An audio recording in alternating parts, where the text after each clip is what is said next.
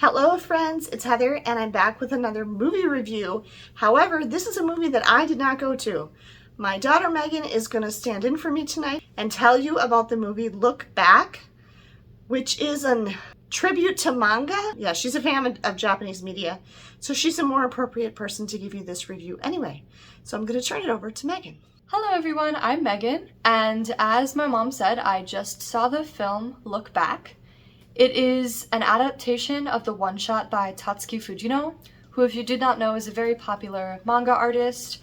He is the author of Chainsaw Man, which has also had an anime adaptation and is quite popular in the US. And there were quite a few references to Chainsaw Man in this film, which I thought was funny, even though I've never seen Chainsaw Man. So like my mom said, basically this was a testament to manga artists and the effort that goes into making manga. And that was very clear throughout the film, and I thought that the film did a very good job presenting that message. I think the story of the two characters was almost something of a side plot to drive along that message.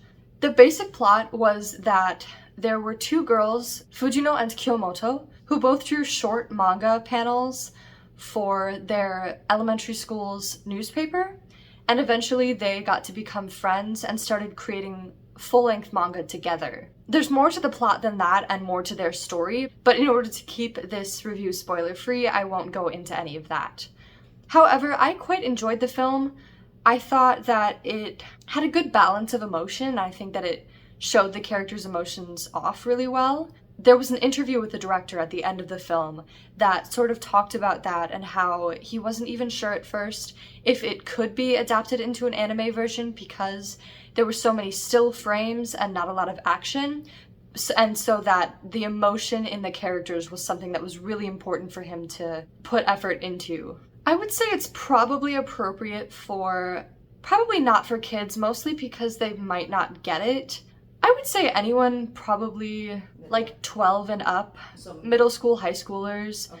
But I think it would be more suited to audiences who do consume a lot of Japanese media, manga and anime, and who know sort of already the process that goes into that media, because I think the message will be more poignant for those people like myself. It did make me cry a little, and I know my mom's rule is if something makes her cry, it's an automatic 5 stars.